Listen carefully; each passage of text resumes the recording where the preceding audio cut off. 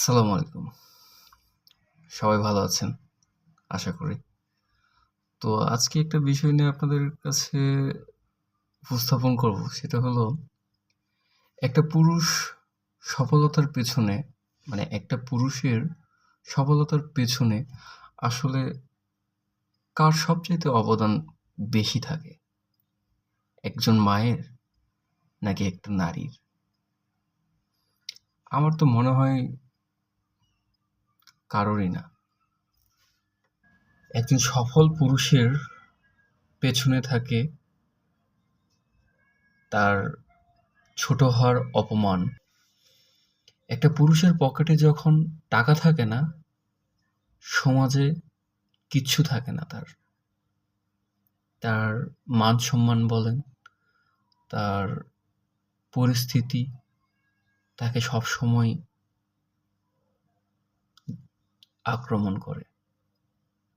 বিভিন্ন জায়গায় যতক্ষণ পর্যন্ত ওই পুরুষের পকেটে টাকা নাই, ততক্ষণ পর্যন্ত তার কোনো সম্মান নাই, তার কোনো লেভেল নাই, তার কোনো কিচ্ছু নাই। বিশ্বাস করেন, তার কোনো কিচ্ছু নাই।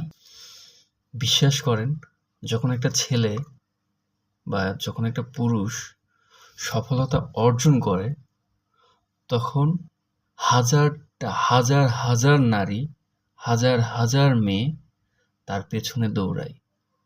কারণ সে সফল। কখনো একটা নারী বেকার বা সফল না, এরকম পুরুষের পেছনে দৌড়ায় না। দৌড়ায় কখন?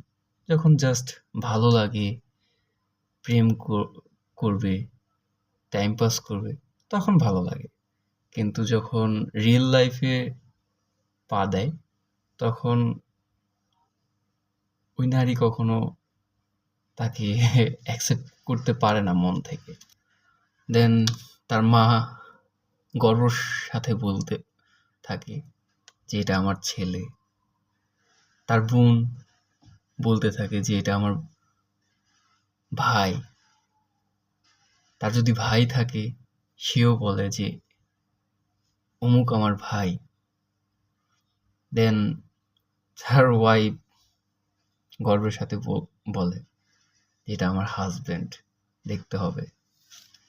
কিন্তু ভাই বিশ্বাস করেন, কোনো সফল পুরুষের পেছনে কোনো নারীর অবদান থাকে না। এটা আপনি মানেন আর না মানেন সেটা আপনার একান্তই ব্যক্তিগত ব্যাপার। বাট আমি একটা পুরুষ হিসেবে আমি এটা মানি না যে একটা পুরুষের সফল পুরুষের পেছনে যে একটা নারীর অবদান থাকে, এটা আমি বিশ্বাস করতে রাজি না। আপনার ইচ্ছা, আপনি চাইলে আপনারা বিশ্বাস করতে পারেন, বাট আমি না। পুরুষ মানুষ যখন ধ্বংস হইতে থাকে, তখন ওই সমাজ, ওই পরিবার তখন প্যারার মধ্যে থাকে, বুঝছেন?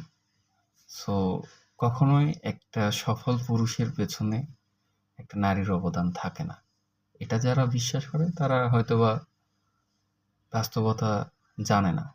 বাট সফল পুরুষ তারা পরিস্থিতির শিকার হয়ে, তারা নিজেরা শক্ত হয়ে সফলতা অর্জন করেছে। এটাই বাস্তব। কোনো নারীর জন্য কোনো পুরুষ সফলতা অর্জন করতে পারে না।